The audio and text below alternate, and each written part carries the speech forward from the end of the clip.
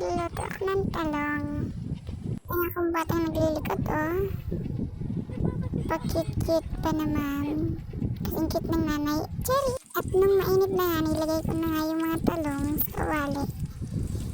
At piprituhin ko nga lang yan. Nais ko na nga lang yan dyan para magkasa sa kawali. Tsaka ko naman. At nakatingin pa nga siya sa akin. Diba? Ganda niya sa akin ni Choy. At tingnan ko na nga yung niluto kong talong at kala ko naman ito. Baliktad ko na nga yan para maluto yung ilalim. Kabaliktad ko nga ay hinayaan ko na lang para maluto na. At siya na nga. Luto na. Tapos ko nga magluto ay naglaba muna nga ako. Para bukas din na nga ako maglaba. Isang timba lang naman ang nilabhan ko dyan.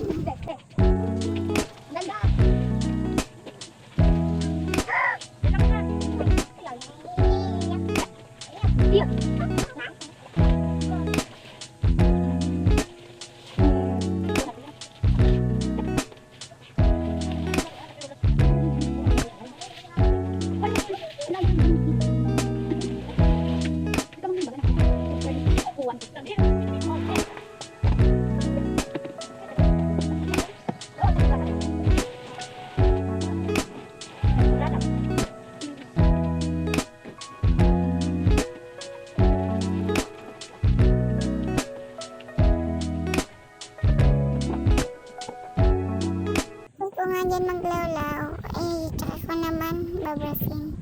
Mga di kulay lang naman yan kaya madali lang naman yan labahan.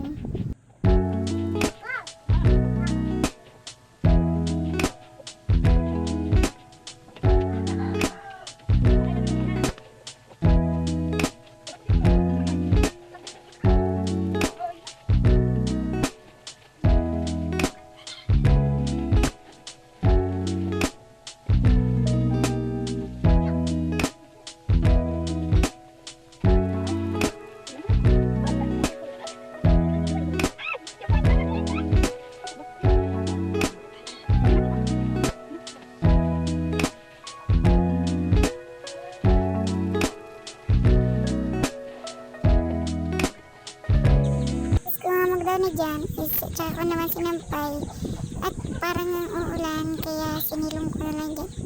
Hindi ko na nga nilabas kasi pag naulanan kaya sinilong ko na lang yan dyan kasi naman sumabasa pa sa ulan, diba? Nung nagsampay pinadiguan ko naman si Pet para makaruf. Tapos kung mapaliguan si Pet kaya naisipan ko naman magwalis para wala nang ibang nagawin. Magwalis uy, sipagan naman dyan. Pumunta doon sa ginagawa na yung bahay. Madulas ang daan. Kaya baka bukas na lang ako pumunta doon.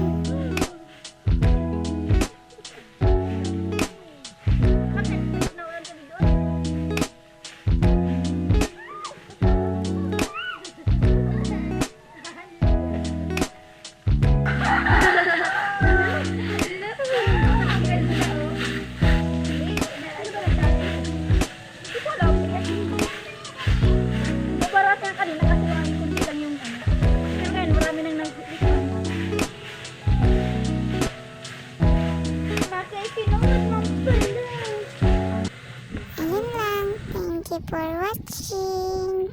Bye bye.